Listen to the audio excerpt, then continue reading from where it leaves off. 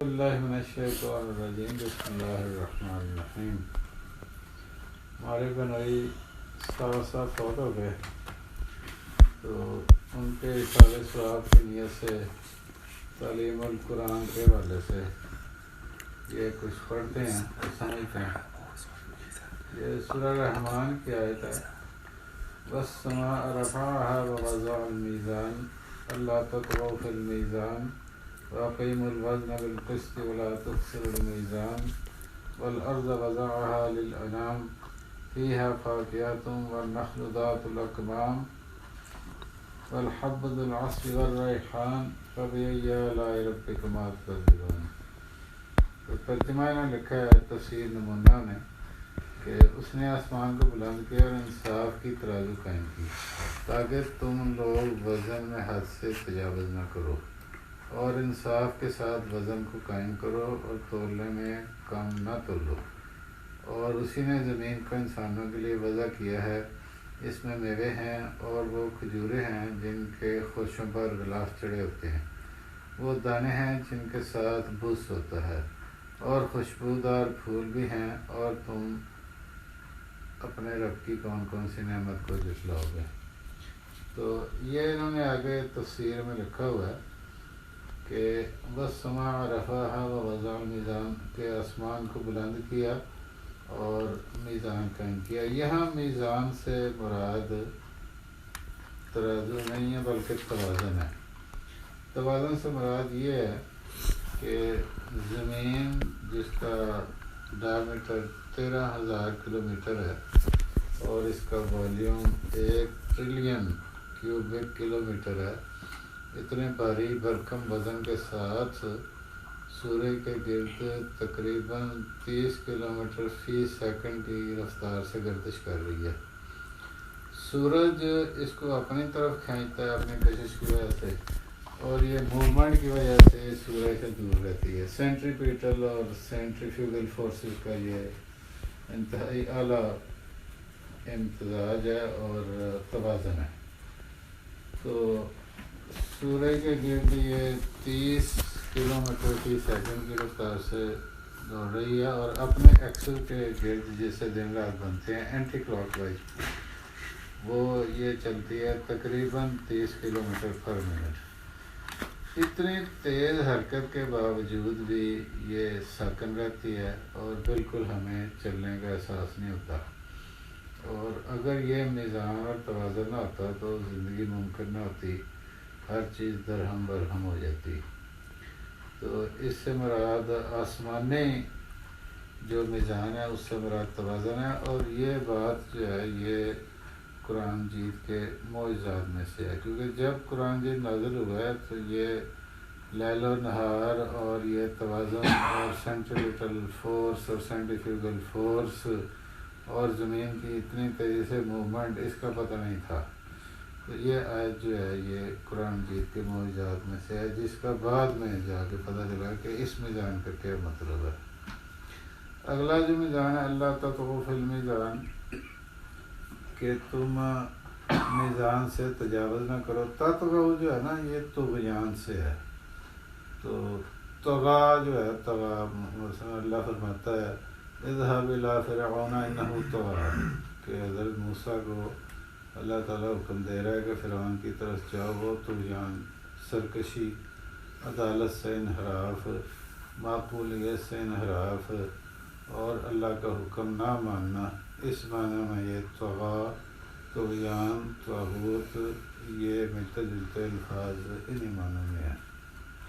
تو اللہ ہمیں حکم دے رہا ہے کہ اللہ تطغوا فی المیزان، کہ ہم بھی تجاوز نہ کریں میزان سے اپنے انسانی تعلقات میں۔ آگے جا کے یہ بتاتے ہیں کہ اس سے مراد سماجی میزان ہے، کہ ہمارے جو تعلقات ہیں آپس میں، والدین کے ساتھ، بیوی کے ساتھ، بہن بھائیوں کے ساتھ، بچوں کے ساتھ، ان سب میں توازن ہو، اور جب بھی عدم توازن ہوگا تو پھر وہ لڑائی جھگڑے کی نوبت آئے گی۔ تو تیسرا جو ہے میزان، وَأَقِیمُوا الْوَزْنَ بِالْقِسْطِ وَلَا تُخْسِرُوا الْمِیزَانَ، تو یہ اوزان کو قائم کرو برابری کے ساتھ، اور ولا تکسر المیزان، میزان کو خسارے میں نہ ڈالو، یہ اس کا لفظی ترجمہ ہے۔ یہاں میزان سے وہ میزان مراد ہے ترازو والا، جس کو عام طور پہ ہم میزان کے معنی میں لیتے ہیں اور اس سے آگے ہمارا دھیان نہیں جاتا۔ یہ تفسیر پڑھ کے پتہ چلتا ہے کہ یہاں تینوں جو میزان ہیں ان کے کچھ مختلف معنی ہیں۔ پہلا میزان جو سما کے لیے ہوا ہے استعمال، اس سے مراد توازن ہے۔ دوسرا میزان جو ہمیں حکم دیا ہے کہ ہم میزان سے طغیان نہ کریں، تجاوز نہ کریں، وہ سمجھی ہے۔ اور تیسرا جو میزان ہے وہ تو ناپ تول والا، اسے تو عام فہم زبان میں سمجھا ہی جاتا ہے۔ اب آپ پڑھیں جی یہ تفسیر، اوپر اس کو ٹچ کریں، ٹھیک ہے؟ تفسیر: یہ آیتیں گزشتہ بیان شدہ آیتوں کے ذکر کو جاری رکھے ہوئے ہیں، اور جیسا کہ ہم کہہ چکے ہیں ان آیتوں میں پروردگار عالم 5 ایسی عظیم نعمتوں کی طرف اشارہ کرتا ہے جو اہم ترین ہیں۔ یہاں پہلی آیت میں چھٹی نعمت کی طرف کہ جو خلقت آسمان ہے اشارہ کرتے ہوئے فرماتا ہے خدا نے آسمان کو بلند کیا، وَالسَّمَاءَ رَفَعَهَا۔ آسمان سے اس آیت میں مراد چاہے اس کی اوپر والی جہت ہو چاہے ستارے یا زمین کی فضا، وہ عظیم فضائی کھال کے جس نے اس کرۂ زمین کے اطراف کو گھیر رکھا ہے، عالمی شعاعوں اور آسمانی پتھروں کے مقابلے میں سپر کی طرح اس کی حفاظت کرتی ہے۔ نیز سورج کی گرمی اور سمندر سے اٹھنے والی رطوبت کو بادلوں کی تشکیل اور بارش کے نزول کے لیے اپنے اندر محفوظ رکھتی ہے۔ کچھ بھی ہو وہ اللہ کی ایک عظیم نعمت ہے، کیونکہ اس کے بغیر انسان کے لیے زندگی گزارنا ناقص ہے یا محال ہے۔ جی ہاں،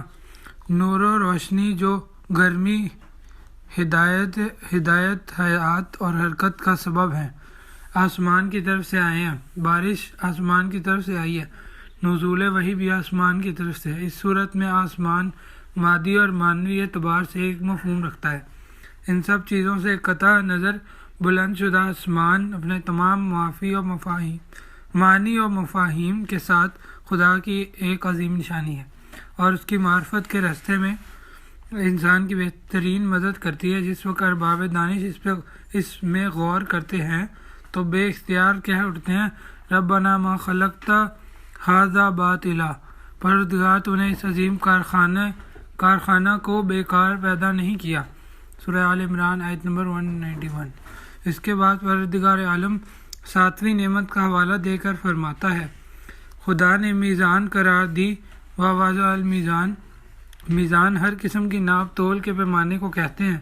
باطل سے حق کا تقابل، ظلم و ستم سے عدالت کا تقابل، قیمتوں کا تعین، مختلف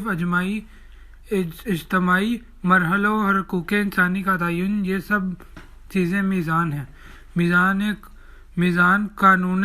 تکوینی اور دستور تشریعی کے معنی بھی رکھتا ہے، اس لیے کہ یہ سب وسیلہ تقابل و توازن ہے۔ یہ ٹھیک ہے کہ لغت کے اعتبار سے میزان ترازو کو کہتے ہیں، جو اجسام کے وزن کو معلوم کرنے کا ذریعہ ہے، لیکن یہ تسلیم شدہ حقیقت ہے کہ جس میزان کی طرف اس آیت میں خلقت آسمان کے ذکر کے بعد اشارہ ہوا ہے وہ ایک وسیع مفہوم رکھتی ہے، جو ناپ تول کے ہر ذریعہ اور تمام تشریعی اور تکوینی قوانین کا احاطہ کر لیتی ہے۔ اس سے نہ صرف اجناس کے وزن کو معین کرنے والا پیمانہ مراد ہے، بلکہ اصولی طور پر آسمان کا بلند ہونا اور دقیق نظم و ضبط کے جو کروڑوں آسمانی کروں پر حاکم ہے، وہ سب کچھ مراد ہے۔ اس لیے یہ سب طے شدہ میزانوں قوانین کے بغیر وجود میں نہیں آ سکتا۔ یہ جو ہم کہتے ہیں کہ بعض عبارتوں میں میزان قرآن، عدل، شریعت یا ترازو کے معنی میں استعمال ہوا ہے، تو حقیقت میں ان میں سے ہر ایک اس مکمل اور وسیع مفہوم کا ایک صحیح مصداق ہے۔ پروردگار عالم بعد والی آیت میں اس موضوع سے ایک پرکشش اور عمدہ نتیجہ نکالتے ہوئے فرماتا ہے اللہ تطغوا فی المیزان، عالم ہستی میں میزان کے قرار دینے کا مقصد یہ ہے کہ تم بھی میزان کی رعایت کرو اور اس میں سرکشی نہ کرو، تم بھی اس عظیم عالم کا ایک حصہ ہو اور اس وسیع جہاں میں تم ایک بے جوڑ ٹکڑے کی طرح جوڑ ٹکڑے کی طرح ہو کر زندگی نہیں گزار سکتے۔ تمام عالم کا ایک میزان و حساب ہے، تمہارا بھی ایک میزان و حساب ہونا چاہیے۔ اگر اس عالم عظیم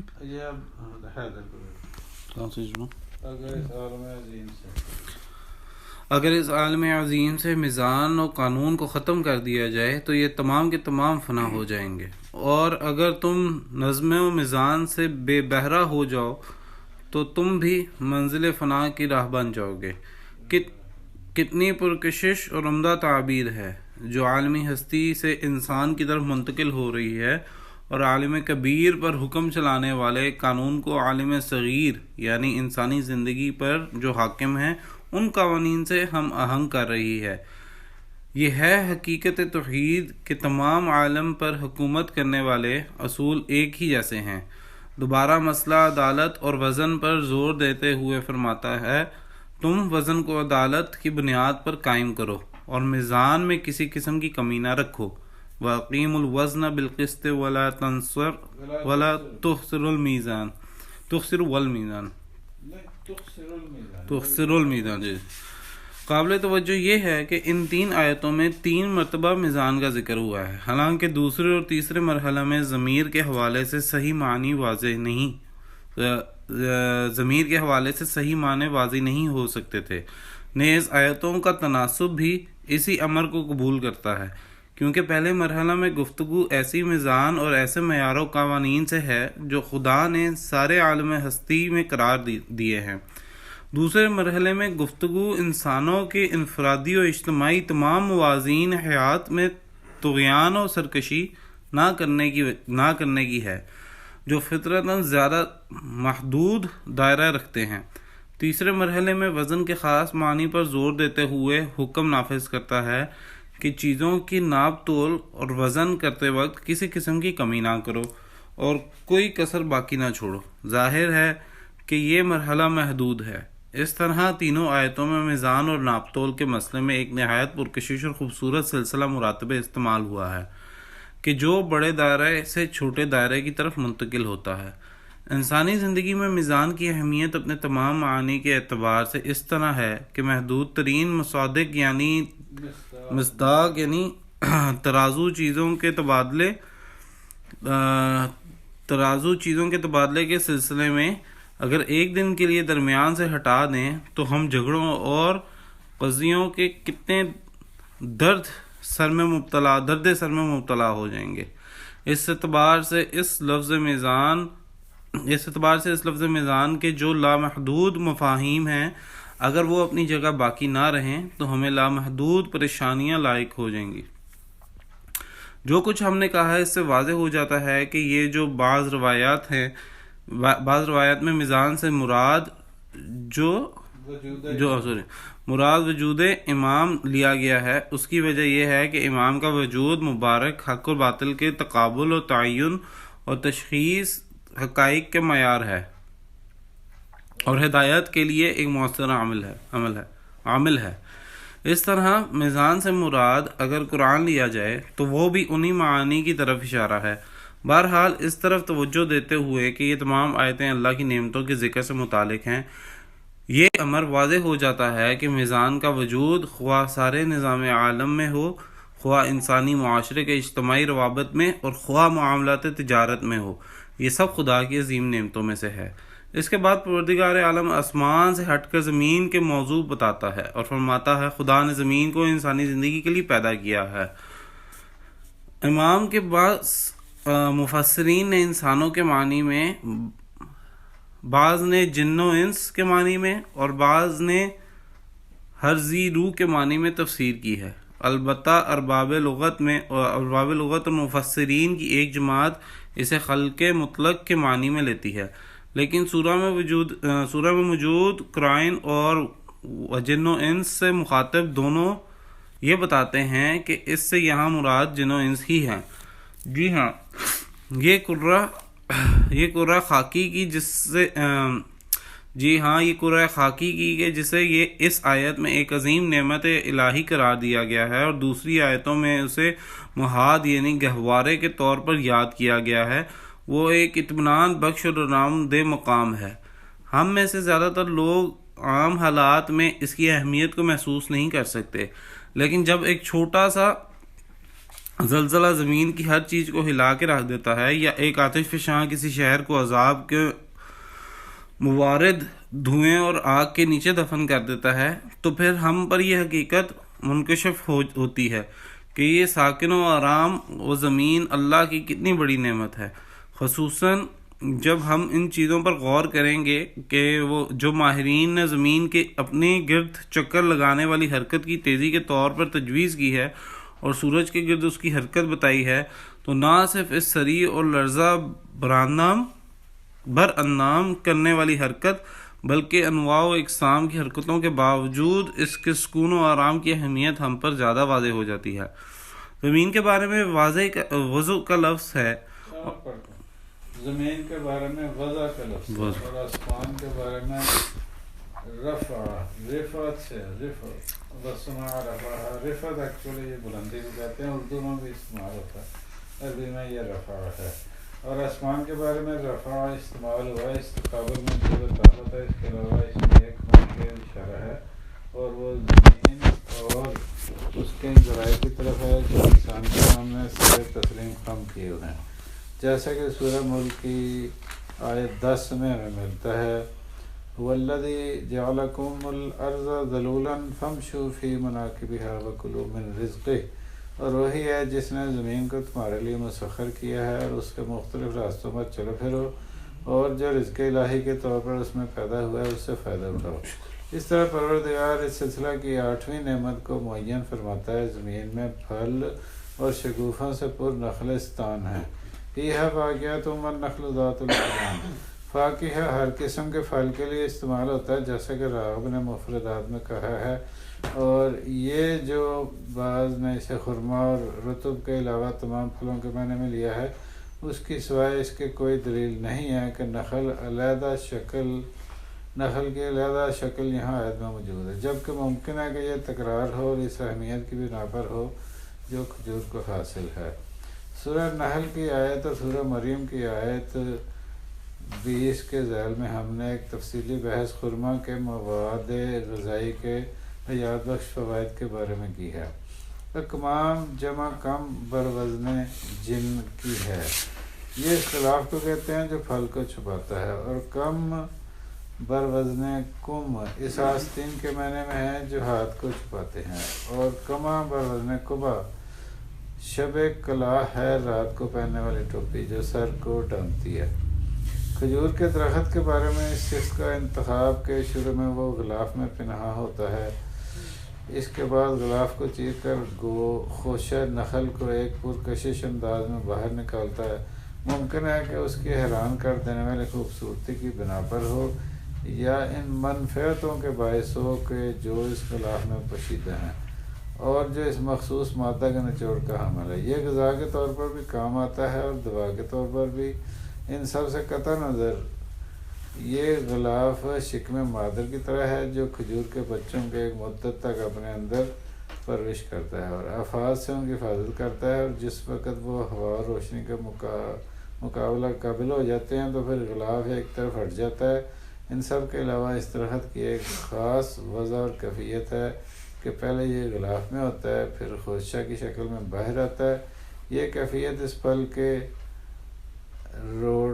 پھل کو چننے میں آسان کر دیتی ہے، اور اگر اس طرح ہوتا کہ کھجور کے درخت کے طویل القامت ہونے کے باوجود اس کے پھل سیب کے درخت کے پھلوں کی طرح مختلف اطراف میں بکھرے ہوتے تو اس کا توڑنا اور چننا بہت مشکل ہو جاتا۔ آخر میں 11ویں اور 12ویں نعمت کے بارے میں یوں گفتگو فرماتا ہے، اور زمین میں دانے ہیں ڈنڈل اور پتوں کے امراض جو کاہ کی شکل میں نکلتے ہیں، اور اس طرح خوشبودار گیاہ و نباتات والحب ذو العصف والریحان۔ غذائی دانے انسان کی خوراک ہیں اور اس کے خشک و تر پتے ان حیوانوں کی خوراک ہیں جو انسان کی خدمت پر مامور ہیں، جن کے دودھ، گوشت، کھال اور اون سے انسان فائدہ اٹھاتا ہے۔ تو اس طرح کوئی چیز بھی بیکار اور پھینک دینے کے قابل نہیں ہے۔ دوسری طرف خوشبو، گیاہ اور پھولوں کو بھی زمین سے پیدا کیا ہے کہ جو شام جان کو معطر کرتے ہیں اور روح کو سکون و نشاط و آرام و خوشی عطا کرتے ہیں، اور اس طرح اس نے انسان پر اپنی نعمتیں تمام کی ہیں۔ جب ہر قسم کے حب ہر قسم کے دانے کو کہتے ہیں، اور عصف بر وزن اسب، پتوں اور گھاس کے ان اجزاء کے معنی میں ہے جو گھاس سے الگ ہوتے ہیں اور کبھی کبھی ہواؤں کی وجہ سے ہر طرف بکھر جاتے ہیں۔ جب کٹی ہوئی گھاس کو بھی کہتے ہیں۔ ریحان کے بہت سے معنی ہیں، ان کے ایک معنی خوشبودار گھاس اور نباتات بھی ہیں۔ ہر قسم کی روزی کو بھی ریحان کہتے ہیں، لیکن اس جگہ پہلے معنی مناسب ہیں کیونکہ یہ نباتات کا ذکر ہو رہا ہے، اس لیے ان مادی اور معنوی مختلف قسم کی نعمتوں کے ذکر کے بعد آخری آیت میں جن و انس کو مخاطب کرتے ہوئے کہتا ہے تم اپنے پروردگار کی کون کون سی نعمت کو جھٹلاؤ گے؟ فَبِأَيِّ آلَاءِ رَبِّكُمَا تُكَذِّبَانِ۔ وہ نعمتیں جن میں ہر ایک دوسرے سے گراں بہار اور قیمتی ہے، اور وہ نعمتیں کہ جنہوں نے تمہاری ساری زندگی کا احاطہ کر رکھا ہے، ان میں سے ہر ایک تمہارے پروردگار کی قدرت و لطف و کرم اور مہربانی کی نشانی ہے۔ کس طرح ممکن ہے کہ تم ان کی تکذیب کرو؟ یہ استفہام تقریری ہے جسے اقرار لینے کے وقت زبان پر لاتے ہیں۔ ایک روایت میں جسے سورہ کی ابتدا میں ہم نے پیش کیا ہے، اس میں حکم دیا ہے کہ اس جملہ کے بعد ہم عرض کریں گے پروردگار ہم تیری نعمتوں میں سے کس کی تکذیب کرتے رہے۔ گزشتہ آیتوں میں گفتگو گرچہ انسانوں کے بارے میں ہوئی تھی اور گروہ جن کے بارے میں بالکل نہیں تھی، لیکن بعد والی آیت بتاتی ہے کہ کما کے ضمیر یہ دونوں مخاطب ہیں۔ بہرحال خدا اس کے ساتھ جنوں اس گروہوں سے مطالبہ کرتا ہے کہ وہ ان مسائل کے بارے میں غور کریں اور اس کے بعد بغیر اس کے کہ کسی دوسرے کی تعلیم کی ضرورت ہو اپنی عقل سے یہ سوال کریں کہ کیا خدا کہ ان نعمتوں میں سے کوئی نعمت قابل انکار ہے، اور اگر نہیں ہے تو پھر اپنے ولی نعمت کو وہ کیوں نہ پہچانیں اور شکر منعم حقیقی کو کیوں نہ اس کی معرفت کا وسیلہ قرار دیں، اور اس کے آستان اقدس پر سر تسلیم کیوں خم نہ کریں۔ ایہ کی تعبیر اس طرف اشارہ ہے کہ ان نعمتوں میں سے ہر ایک پروردگار کے مقام ربوبیت اور اس کے لطف و کرم کی دلیل ہے۔ فخر رازی اپنی تفسیر میں کہتا ہے کہ میزان پہلی آیت میں اس میں اعلیٰ ہے، ناپ تول کے پیمانوں کے معنی میں، دوسری آیت میں مصدری معنی رکھتا ہے وزن کرنا، اور تیسری آیت میں مفعولی معنی رکھتا ہے اور جنس موضوع کے معنی میں ہے۔ یہ حدیث تفسیر علی بن ابراہیم میں امام علی بن موسیٰ رضا علیہ السلام سے مروی ہے، اور یہ حدیث مفصل ہے، ہم نے اس کی طرف ایک جلد کے مضمون کو نقل کیا ہے۔ ماہرین نے زمین کی صورت حرکت سورہ کے گرد حرکت انتقالی 1 منٹ میں 30 کلومیٹر بیان کی ہے، اور اس کے اپنے محور کے گرد کی تیزی رفتار 1 گھنٹے میں 1600 کلومیٹر استوائی منطقوں میں بتلا دی، یہ وہی 30 کلومیٹر پر سیکنڈ بنتا ہے۔ صدق اللہ العلی العظیم۔ اللہ تعالیٰ جو ہم نے قرآن مجید پڑھا ہے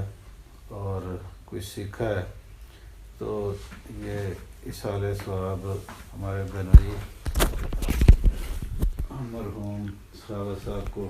انتہائی نیک، ایماندار اور مصالح آدمی تھے، یہ ثواب ان کی روح کو ارسال فرماؤ۔ صدق اللہ۔